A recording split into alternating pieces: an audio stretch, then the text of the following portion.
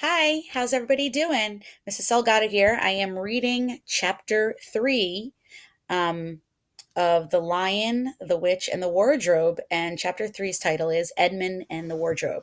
I have tried to do this many times in my house. So I'm in my room right now so I can get some quiet because people like to interrupt. But I think I found a nice space. Lucy ran out of the empty room into the passage and found the other three. It's all right, she repeated. I've come back. What on earth are you talking about, Lucy? Asked Susan. Why? Said Lucy in amazement. Haven't you all been wondering where I was? So you've been hiding, have you? Said Peter. Poor old Lou, hiding and nobody noticed. You'll have to hide longer than that if you want people to start looking for you. But I've been away for hours and hours, said Lucy. The others all stared at each other. Batty, said Edmund, tapping on his head. Quite batty. What do you mean, Lou? Asked Peter. What I said, answered Lucy. It was just after breakfast when I went into the wardrobe, and I've been away for hours and hours, and had tea, and all sorts of things have happened. Don't be silly, Lucy, said Susan. We've only just come out of the room a moment ago, and you were there then. She's not being silly at all, said Peter. She's just making up a story for fun, aren't you, Lou? And why shouldn't she? No, Peter, I'm not, she said. It's a magic wardrobe. There's wood inside, and it's snowing, and there's a faun and a witch, and it's called Narnia. Come and see. The others did not know what to think, but Lucy was excited that they all went back with her into the room. She rushed ahead of them, flung open the door of the wardrobe, and cried, Now! Go in and see it for yourself. Why, you goose, said Susan, putting her head inside and putting the fur coat apart. It's just an ordinary wardrobe. Look, there's the back of it. Then everyone looked in and pulled the coat apart, and they all saw Lucy herself had seen a perfectly ordinary wardrobe. There was no wood and no snow, and only the back of the wardrobe with hooks on it. Peter went in and rapped his knuckles on it to make sure that it was solid. A jolly good hoax, Lou, he said as he came out again. You have really taken us in. I must admit, we half believed you. But it wasn't a hoax at all, said Lucy. Really and truly, it was all different a moment ago. Honestly, it was, I promise. Come on, Lou, said Peter. That's going a bit far. You had your joke. Hadn't you better drop it now? Lucy grew very red in the face and tried to say something, though she hardly knew what she was trying to say, and burst into tears. For the next few days she was very miserable.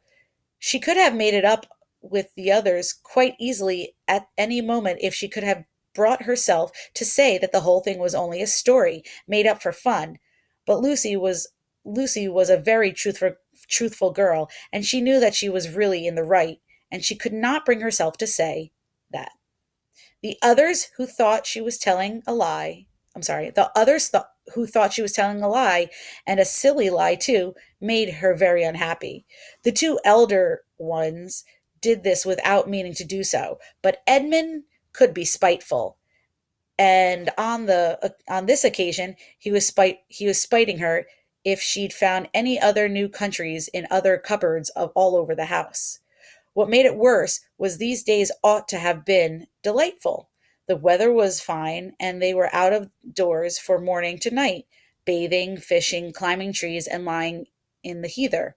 But Lucy could not properly enjoy any of it, and so things went on until the next wet day. That day, when it came to afternoon and there was still no sign of a break in the weather, they decided to play hide and seek. Susan was it, and as soon as the others scattered to hide, Lucy went to the room where the wardrobe was. She did not mean to hide in the wardrobe because she knew that that would only set the others talking again about the whole wardrobe business.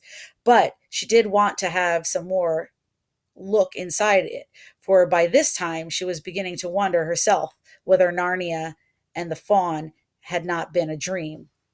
The house was so large and complicated and full of hiding places that she thought she would have time to have no sorry, she thought she would have time to have one look into the wardrobe and then hide somewhere else. But as soon as she reached it, she heard steps in the passage outside, and then there was nothing for it but to jump into the wardrobe and hold the door closed behind her. She did not shut it properly because she knew that it was very silly to shut oneself into the wardrobe, even if it was not a magic one. Now, the steps she had heard were those of Edmund, and he came into the room just in time to see Lucy vanishing into the wardrobe.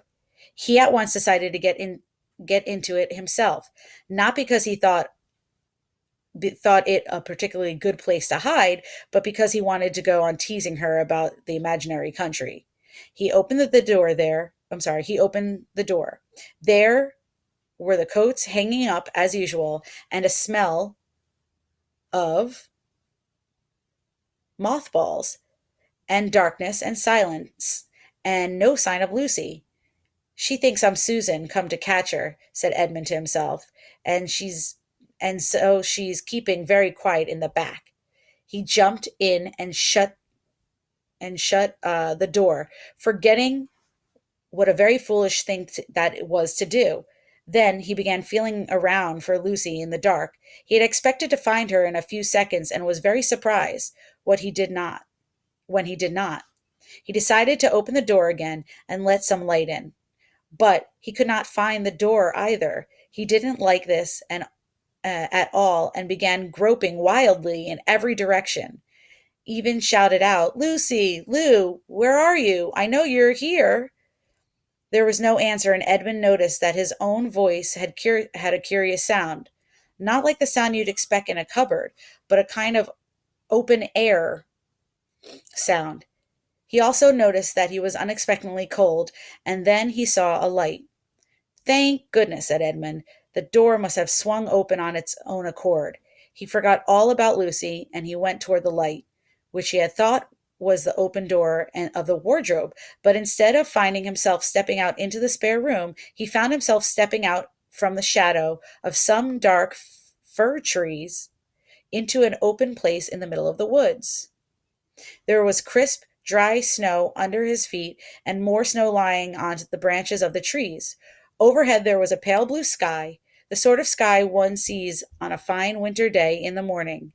Straight ahead of him he saw between the tree trunks the sun, just rising, very red and clear. Everything was perfectly still, as if it were the only living creature in as if he was the only living creature in that country. There was not even a robin or a squirrel among the trees, and the wood stretched as far as he could see it in every direction. He shivered. He now remembered that he had been looking for Lucy, and also how unpleasant he had been to her about the imaginary country, which now turned out not to have been imaginary at all. He had thought that she must be somewhere quite close, and so he shouted, "Lucy! Lucy, I'm here too! Edmund!" There was no answer. "She's angry about all the things I've been saying lately," thought Edmund, and though he did not like to admit that he has been wrong, he also did not much like being alone in this strange, cold, quiet place, so he shouted again, "I say, Lou! I'm sorry. I didn't believe you. I see now that you were right all along. Do come out. Make it, Pax." Still, there was no answer. "Just like a girl," said Edmund to himself, "sulking somewhere and won't accept an apology." He looked around him again and decided he did not much like this place and had almost made up his mind to go home when he heard, very far off in the wood, a sound of bells.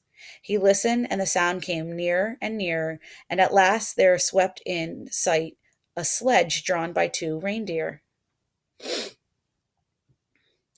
The reindeer were about the size of Shetland ponies, and their hair was so white that even the snow hardly looked white compared with them. Their branching horns were gilded and shone like something on fire when the sunrise caught them.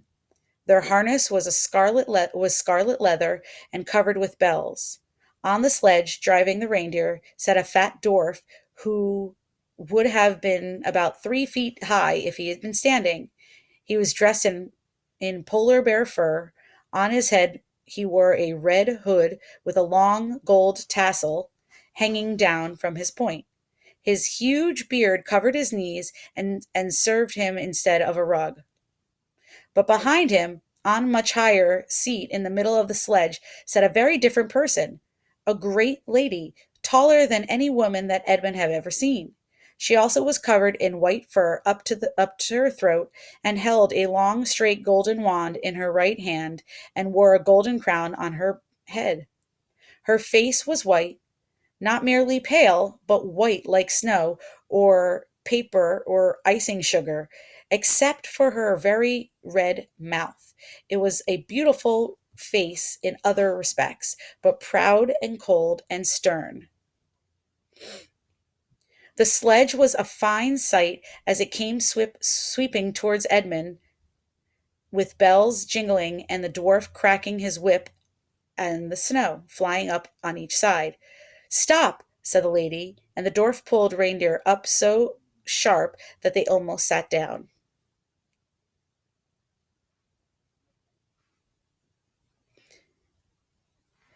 Then they recovered themselves and stood champing their bits and blowing. In the frosty air, the breath coming out of their nostrils looked like smoke. And what, pray, are you? Said the lady, looking hard at Edmund. I'm, I'm, my name is Edmund, said Edmund, rather awkwardly. Sorry, went to the other page. He did not like the way she looked at him. The lady frowned. Is that how you address a queen? She asked, looking sterner than ever. I beg your pardon, your majesty, I did not know, said Edmund. Now, not now, the queen of not now, the queen of Narnia, cried, cried she. Ha!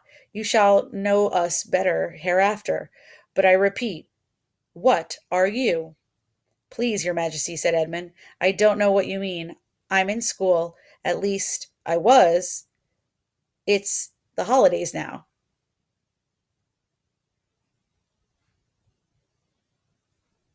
And that is the end of chapter 3.